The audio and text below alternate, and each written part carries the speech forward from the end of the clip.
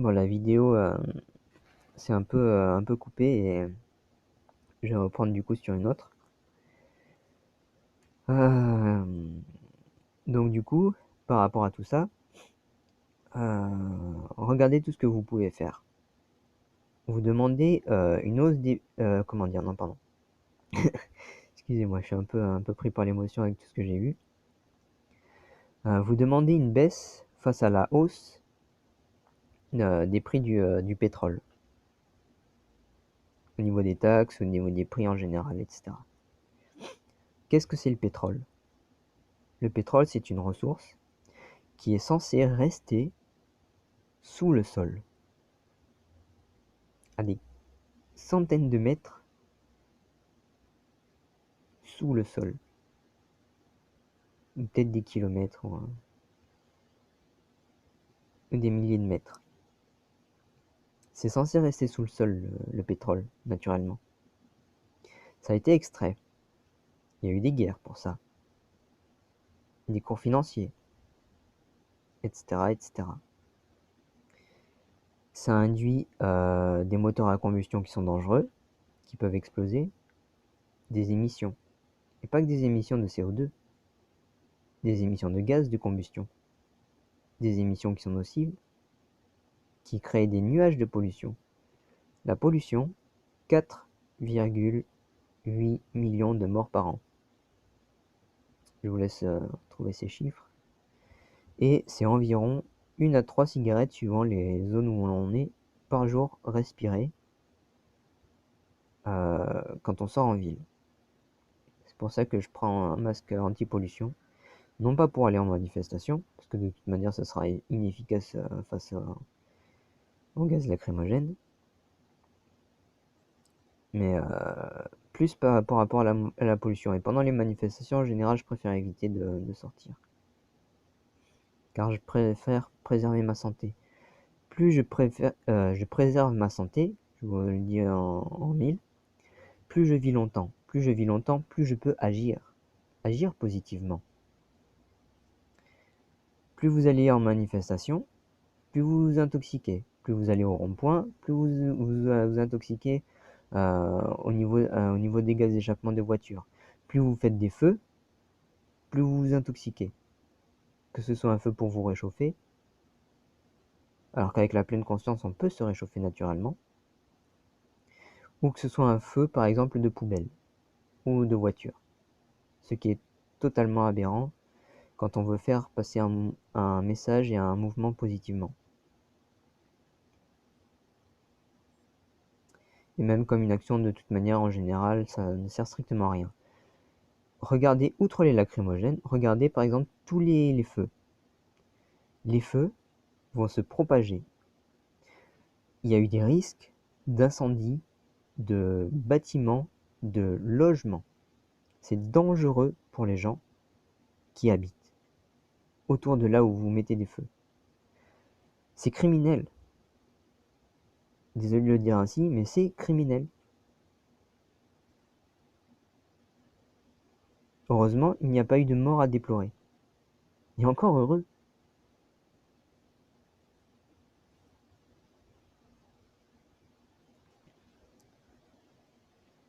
Je pense qu'on peut exprimer des revendications, euh, des, euh, des choses d'une manière générale sans l'exprimer de façon aussi nocive et contradictoire à nos valeurs. Si l'on agit de la même façon que ceux que l'on euh, essaye de contrer, nous ne valons pas mieux qu'eux. Nous devons changer de mode d'action, car sinon nous allons devenir exactement comme eux. Même pour des idées positives. Vous imaginez que vous allez, de ce fait, en acceptant la violence, agir de la même façon que les gens qui sont violents en face de vous. les pensées, les idées négatives agissent sur vos organes digestifs et donc du coup ça amoindrit votre santé. Sur votre cerveau aussi, ça amoindrit ses capacités. Donc vous amoindrissez vous-même votre propre santé. Alors que vous pourriez, en agissant positivement, plutôt justement développer des choses saines, être en bonne santé.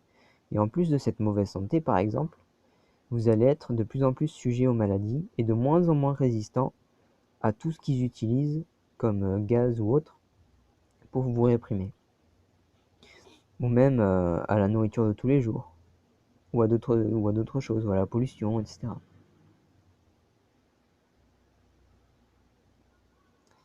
Vous voyez un peu ce que je veux dire? Alors je sais, ça va faire un petit peu discours moralisateur, je peux comprendre. Mais dans un sens, je pense qu'il est temps de se poser la question de est-ce qu'ils n'ont pas essayé justement de faire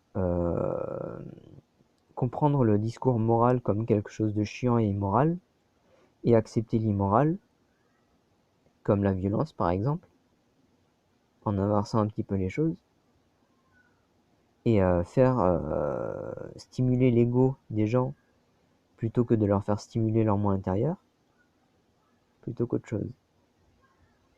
Ah, ah, là ça réfléchit peut-être un peu. Enfin, j'espère pour vous.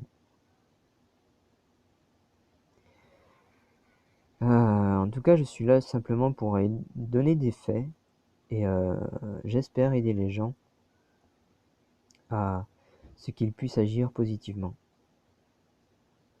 Après, libre à vous d'agir comme vous le voulez, évidemment, ou de continuer à agir comme vous le voulez dans certains anciens modes de pensée, mais les causes et conséquences seront là. C'est quelque chose à prendre en compte. Donc,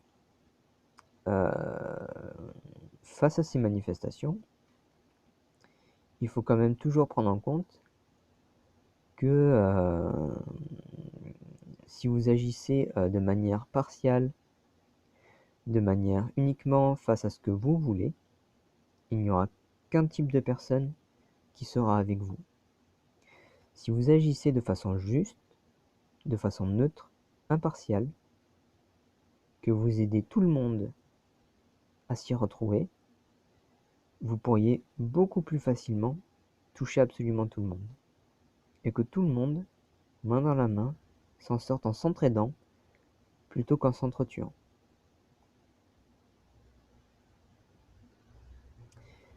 Il y a de plus en plus de villes, même si on peut crier sur les politiciens, etc.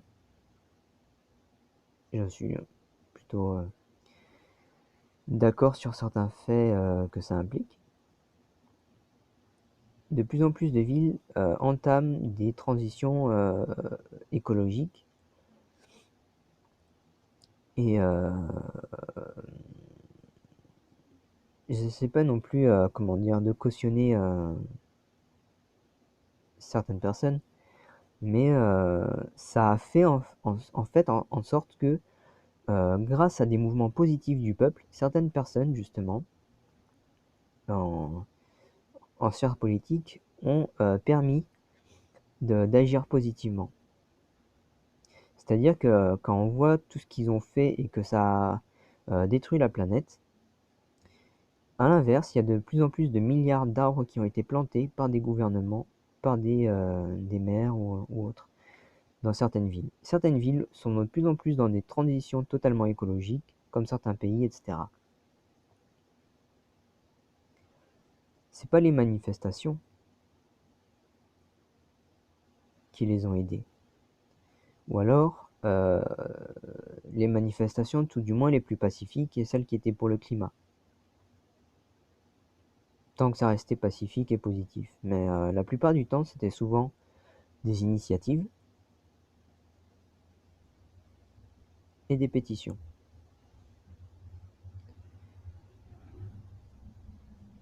La prise de conscience est souvent bien plus efficace que de mettre l'accent sur ce qui se fait vraiment de négatif.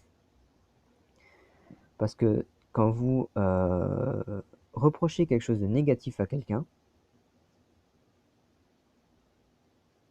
le problème c'est que s'il est névrosé, déjà son esprit, dans la définition de la névrose, il va comprendre les choses à l'inverse entre ce qui est positif et négatif. Déjà ça c'est un mauvais départ.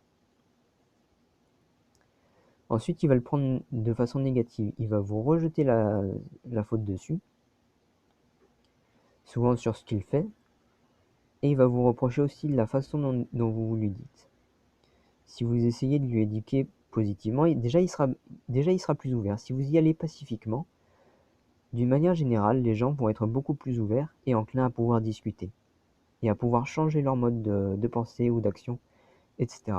Si vous y allez négativement, ils seront totalement fermés, ça ne changera jamais rien. Et ça, je peux vous le garantir.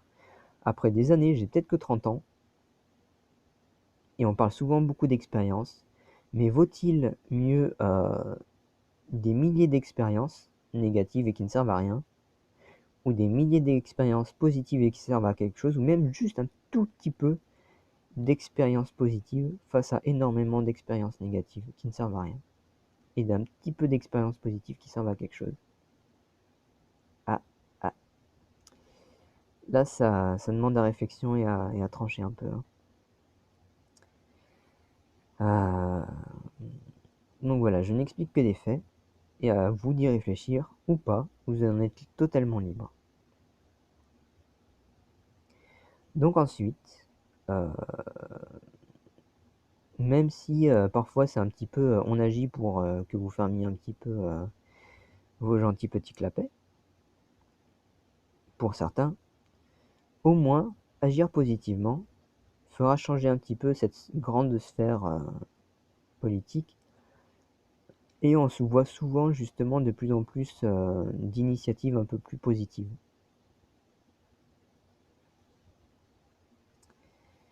Et oui, il y a toujours des façons de faire.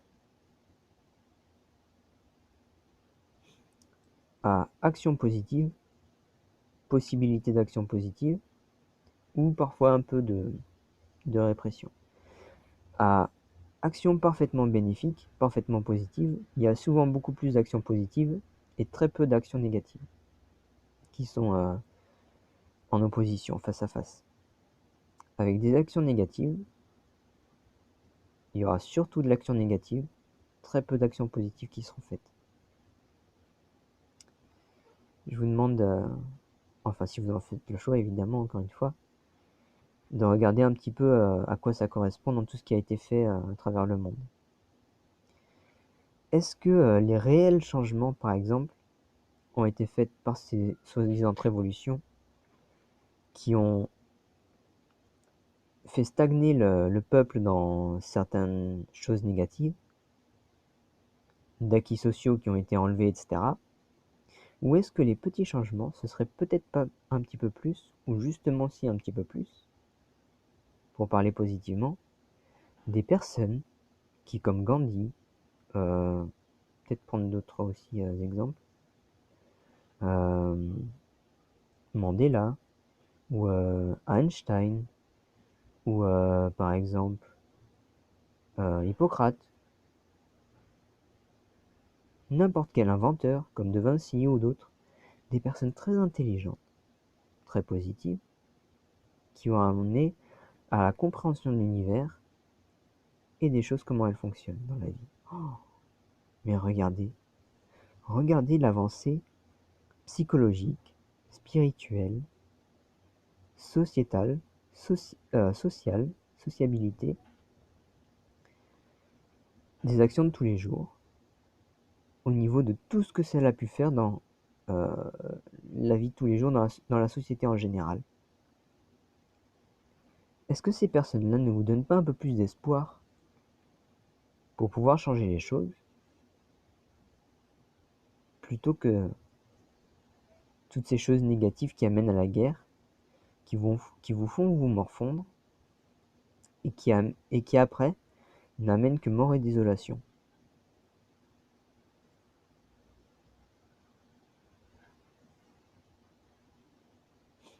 Vaut-il mieux se battre et mourir pour une cause qui est parfois perdue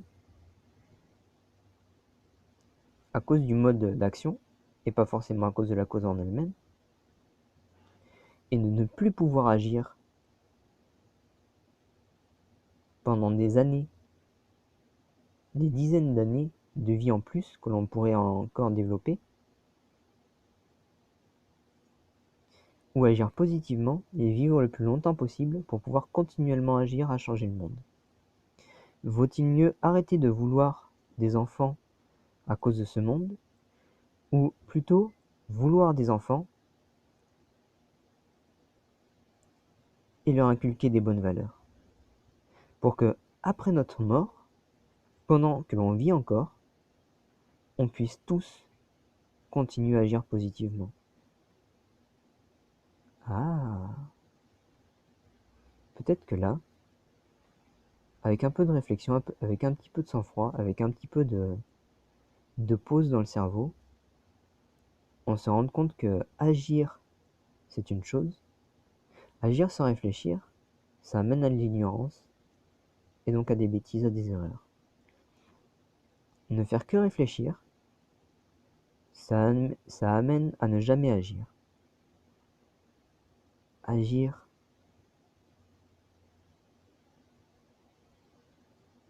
en réfléchissant, agir et réfléchir en même temps, là, ça va amener quelque chose.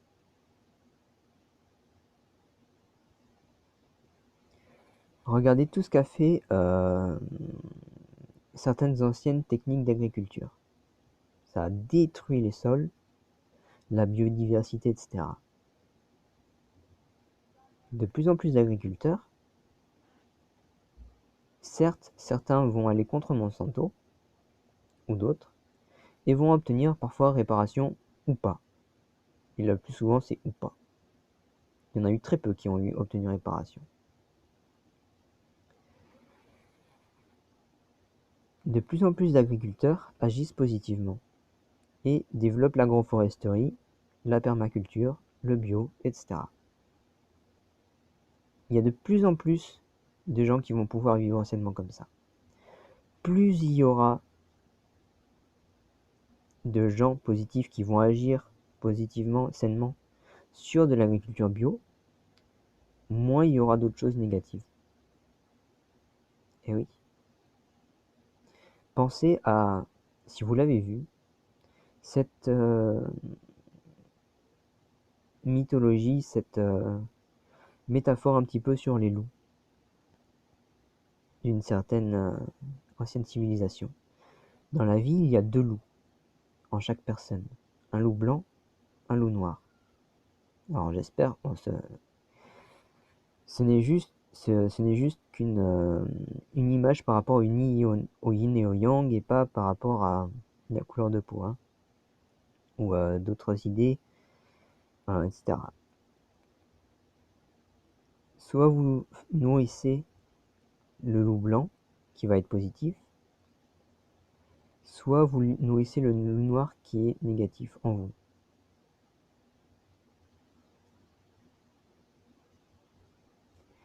Quel loup va prendre de plus en plus d'ampleur en vous et va au final faire en sorte que vous vous développiez ainsi?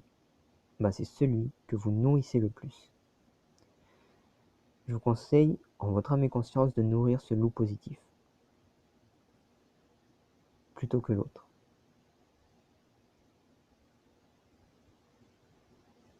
Après, libre à vous de le faire. Mais vous verrez, d'un côté comme de l'autre, les choix que ça va amener, les conséquences, les causes que ça va amener. Et oui, plus on agit positivement, plus on deviendra positif, vertueux, etc. Dans un monde où c'est souvent l'ego et le vice qui a été pendant longtemps, pendant environ plus de 4000 ans, engrangé, serait-il peut-être préférable de faire l'inverse et d'engranger plus d'amour, de positif, de mon intérieur, de ce que l'on veut vraiment? Elle est là la bonne question.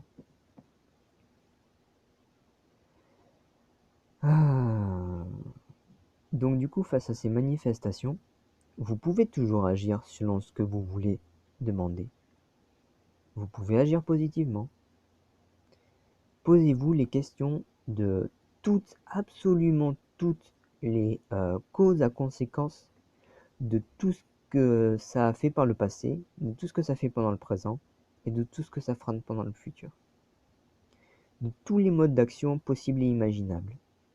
Essayez au moins d'en retirer ce qui est le plus pur, positif, sain, et vous verrez par vous-même.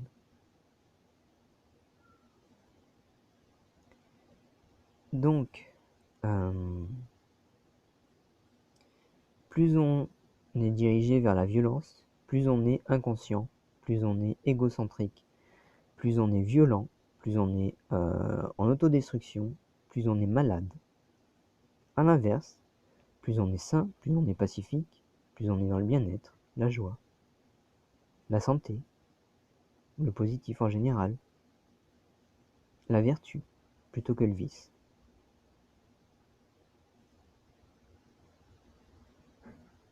Un bon choix à faire peut-être? À vous d'en décider.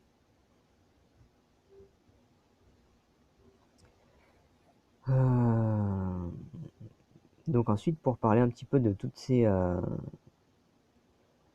alternatives positives, alors certes, je suis tout à fait d'accord, les batteries totalement écologiques ne sont pas encore accessibles au public et parfaitement développées. On peut essayer de les développer nous-mêmes. Réflexion, action. Ah, et si on essayait de faire nous-mêmes des choses plutôt que de les demander aux autres? Pourquoi toujours demander autour de soi, à l'extérieur de soi, d'autres personnes, plutôt que de commencer à faire des choses en soi? Demander des choses aux autres, c'est dans l'entraide. C'est dans demander des choses que l'on ne pourrait peut-être pas forcément faire, ou que ça nous demanderait trop de temps de faire. Mais il faut que ça soit positif et dans l'accord des gens.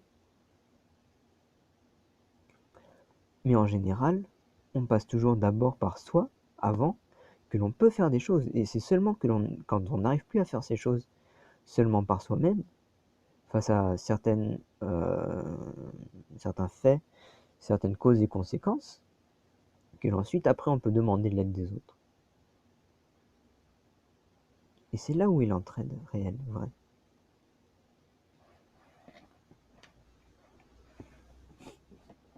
Donc ensuite, certes pour le moment, c'est pas totalement écologique, mais les véhicules électriques ne rejettent pas de CO2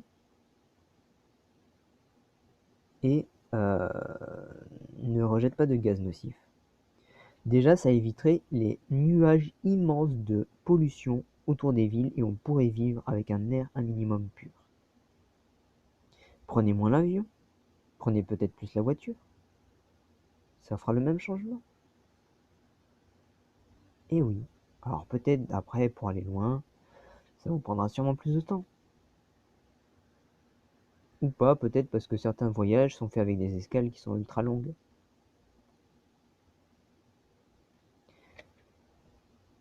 Il existe des bateaux à voile, ou des bateaux électriques. Alors le solaire, les panneaux sont peut-être pas encore forcément totalement, parfaitement, hein, on va se le dire, totalement écologique. Ça reste une alternative qui est aussi positive. Les éoliennes, je suis un peu mitigé, parce que les très grandes éoliennes, c'est une catastrophe pour la nature. De petites éoliennes, avec de bonnes protections, des éoliennes domestiques, hein, je parle. Des éoliennes domestiques, avec une bonne protection aussi pour l'électromagnétisme, ça peut être positif. Regardez par exemple, par contre, les anciennes technologies, comme les pyramides, Les pyramides, on peut se poser la question, mais quand elles ont été construites, sous la pyramide, il y a une énorme colonne avec des barres métalliques dedans, et elle plonge droit dans les nappes phréatiques de l'eau qui apporte la vie, qui apporte de l'énergie. Comment s'appelle le fonctionnement de l'électricité? Via l'eau, via une source de vie, qui a développé même, selon les recherches, de plus en plus de vie et de végétation autour de ces pyramides. Malheureusement, depuis quelques années, c'est plus trop le cas, vu qu'elles ont été un peu pillées et compagnie, sont plus vraiment en activité. Bon, ça c'est autre chose. Il existe toujours des alternatives à ce que l'on peut faire, à ce qui était fait, à ce qui est fait et à ce qui sera fait. On peut toujours remettre en question certaines choses pour aller toujours vers le plus positif possible, plutôt que vers le plus négatif possible. Alors certes, ça va demander justement un peu de connaissance, mais est-il préférable d'aller vers l'ignorance, la peur, la colère, la haine, la souffrance, ou aller vers la connaissance, l'intelligence, le bien-être, l'expérience, la voie de la sagesse?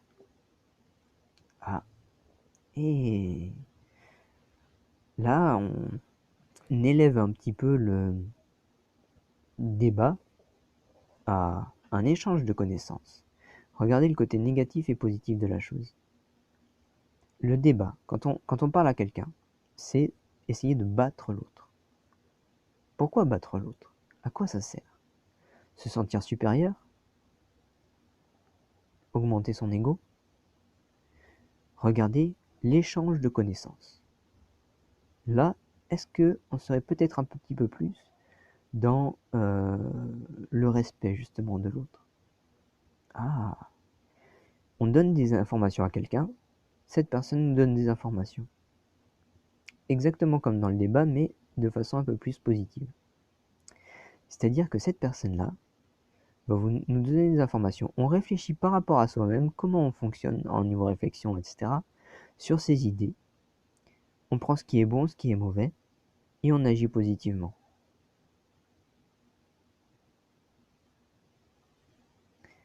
On donne des informations à quelqu'un, il fait la même chose, il prend ces informations, il en fait le tri, il prend ce qu'il veut, il rejette ce qu'il veut, il agit comme il veut, en espérant qu'il agisse évidemment positivement aussi. Ça amène souvent un peu plus de réflexion et d'action que la plupart du temps, parce que regardez, sur quoi se base le formatage? Surcharger le cerveau d'informations. Comme ça, la personne ne fait qu'agir sans réfléchir. Donc au final, elle ne sait même plus ce qu'elle fait. Elle n'arrive même plus à comprendre pourquoi elle agit ainsi, comment elle agit ainsi, etc. Elle ne fait plus qu'agir. Elle ne se préoccupe plus des causes et conséquences de ses actions. À l'inverse, l'éducation, la personne va essayer de comprendre les causes et conséquences de ses actions, de ses pensées. Regardez surtout ce côté négatif du ne faire qu'agir. D'où viennent les pensées? D'où viennent les actions? Pardon. Les actions viennent de pensées. Les actions viennent de toutes ces idées qu'on vous a mis dans le cerveau. Sauf que vous agissez inconsciemment. Donc en fait, si vous réfléchissiez un petit peu, toutes ces idées sur lesquelles vous agissez, si vous y réfléchissiez un petit peu, vous pourriez agir définitivement de façon positive et autrement. Plutôt que d'agir tout le temps de manière répétée et droit dans le mur, dans les mêmes types d'actions qui se renouvellent un petit peu à chaque millénaire, chaque époque, depuis environ 4000 ans. Alors qu'avant ces 4000 ans, tout était beaucoup plus évolutif. Pourquoi la théorie du complot, la théorie de l'évolution, la théorie de ceci, la théorie de cela, alors qu'on se base sur des faits? Ah, un peu de réflexion, un peu d'intelligence, de ma part, de votre part, de ceux qui veulent bien réfléchir.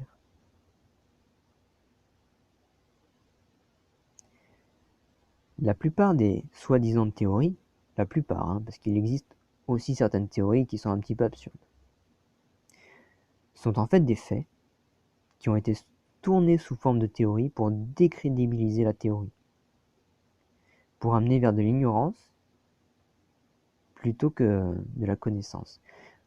À une certaine époque, il a longtemps été fait preuve de faux scientifiques qui ont amené à croire que la Terre était plate. Ça a été pendant longtemps accepté comme tel.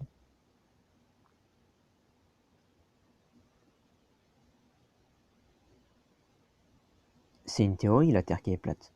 Les faits nous démontrent que la Terre est ronde. Enfin, à peu près ronde, évidemment. C'est plus ou moins sphérique et elle n'est pas forcément parfaitement ronde. Elle se déforme légèrement parce que du coup, toutes les aspérités que forment les montagnes, etc., vont être différentes. Par contre, je pense que là, c'est surtout comment dire, l'énergie, les comment dire, les formes énergétiques qui sont autour de la Terre, que ce soit l'énergie magnétique ou l'atmosphère, etc., qui va être un peu plus ronde quand on voit toutes les photos et les vidéos. Donc, tourner à la théorie, c'est souvent pour essayer de mettre dans l'ignorance. Alors qu'à l'inverse, il est préférable justement de développer des connaissances pour pouvoir développer des actions, parce que justement, c'est à partir des idées, des pensées, que l'on peut agir. On commence à penser, à exprimer des choses et à agir. Parce que même ce mouvement-là, je le fais grâce à mon esprit. L'esprit est pure énergie et pure pensée.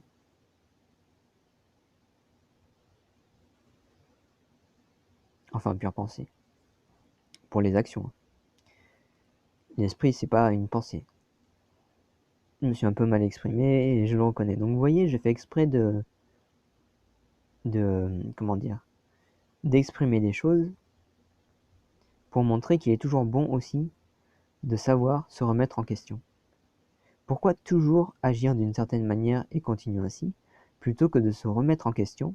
Donc là, c'était fait un peu exprès, mais regardez un petit peu dans la vie de tous les jours, dans ce que vous faites, si vous en faites le choix, évidemment, vous en êtes toujours libre. Est-il préférable justement de se remettre un petit peu en question que de toujours agir de la même manière? Ah, peut-être que là, il est bon un petit peu d'y réfléchir.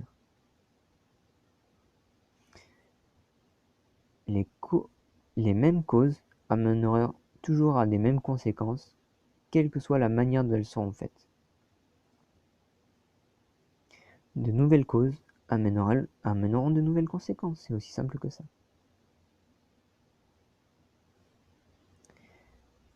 Donc, pour en revenir un petit peu à tout ça, il existe des milliards d'alternatives différentes. La nourriture est trop chère. Faites-en pousser. Regardez. J'espère que ça va pas couper la vidéo. Je vais débrancher le téléphone. Voilà, c'est bon. Regardez, je vais me déplacer dans ma chambre. Enfin, dans la chambre, pardon. Oh, ça, c'est une réplique d'Airsoft.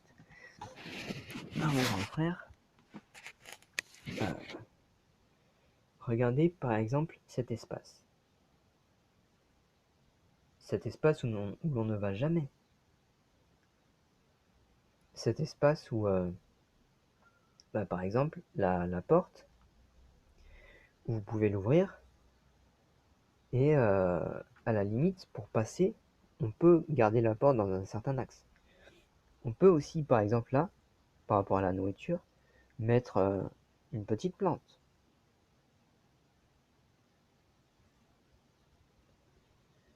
Tout plein d'étagères. Bon là, c'est un petit peu à ranger, des jeux, des livres, etc. Des documents. d'autres choses, on peut faire du tri et mettre des petites plantes. Par exemple, des champignons qui sont en besoin d'un peu plus de, euh, d'ombre, pardon. Pareil pour ces grands placards. Par exemple, bon là ça va demander un peu de rangement parce que du coup je suis revenu dans la maison. Il faut que mon frère aussi fasse un peu de place dans le placard pour que je puisse remettre mes affaires. Mais regardez par exemple toute cette place. Il y a énormément de vide. En faisant de la place d'un côté, on pourrait justement mettre un peu plus de plantes à ces endroits, optimiser l'espace. Regardez ce beau mur qui est un petit peu moisi, pardon. Regardez ce mur. Toute cette surface, on peut y accrocher des plantes. Bon là c'est un appartement en location, on va éviter de faire des trous dedans, mais chez soi on peut le faire si on est dans un appartement où l'on est propriétaire, etc. Là par exemple, on peut faire pendre des plantes au niveau de ce lit. Là aussi ici par exemple. Il y a énormément d'endroits, voilà tout ça pour dire que tous ces endroits sont des endroits où on peut mettre des plantes, où l'on peut faire grandir un peu de végétation, si l'on réfléchit bien. Et toi justement qui regarde cette vidéo, si tu en fais le choix, et qui te demande ce que tu vas manger demain, si tu vas pouvoir te permettre de manger demain, et ben regarde ce que tu peux faire. Regarde toute la place dont tu as besoin pour bouger dans un espace, là où tu vas, là où tu peux mettre des choses. Et regarde, si tu en fais le choix, qu'est-ce que ça peut amener? Autant d'énergie positivement mis à faire des plantes et à créer une alternative qui va pouvoir te permettre, dans tout le logement là où tu es, d'être nourri à l'année, sans dépenser le moindre sou, ou quasiment, suivant ce que tu vas faire pousser. Regarde par exemple la nature. Oh, la nature. Elle nous apporte des choses merveilleuses. Une petite alternative qui est de plus en plus faite et qui est très positive. Regarde ce que ça apporte. On appelle ça des bombes de graines, malheureusement. Je préfère changer le terme bombe et plutôt parler de boules de graines, parce que la bombe représente quelque chose de négatif, de destructeur.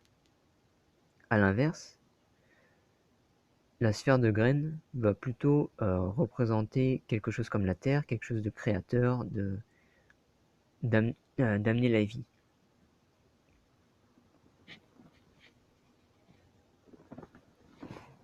Cette vie va justement pouvoir te permettre de lancer ces petites boules où l'on prend du compost, où l'on met des graines dedans.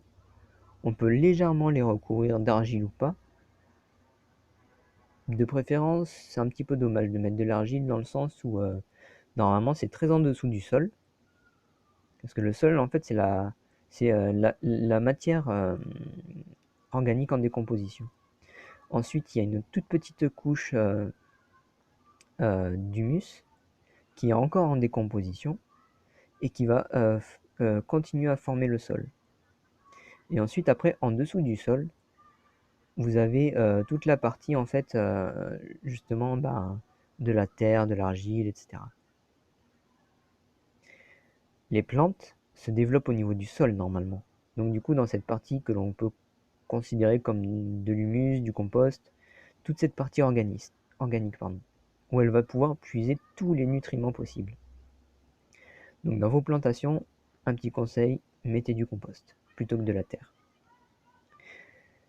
Donc pour reparler des boules de graines, vous faites ces petites boules de graines en mettant des graines dans du compost et vous les jetez dans la nature. Ou alors, regardez tous les endroits autour de vous, de façon légale, en proposant des alternatives aux villes, etc., ou même en forêt, librement. On peut planter des graines. Planter des graines. Tous les fruits que vous mangez, tous les légumes que vous mangez, ou quasiment tous, contiennent des graines dedans. Certains sont reproductibles d'une autre manière, parce que eux-mêmes agissent comme des graines. L'ail par exemple, une petite gousse d'ail, c'est simple, c'est beau, c'est mignon.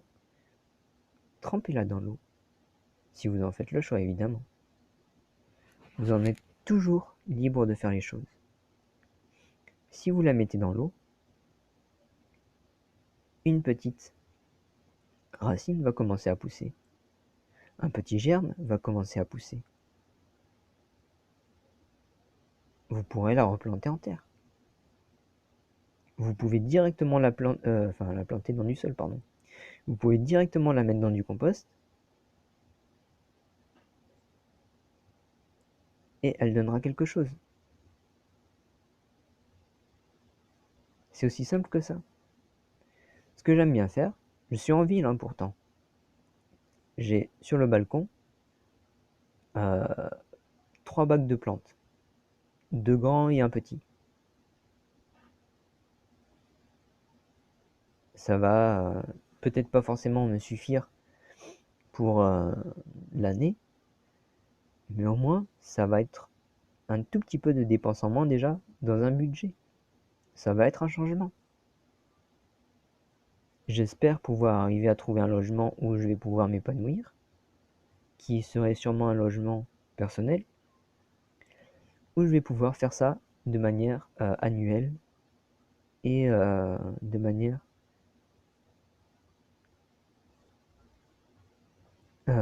perpétuelle, libre, etc. Positive et compagnie.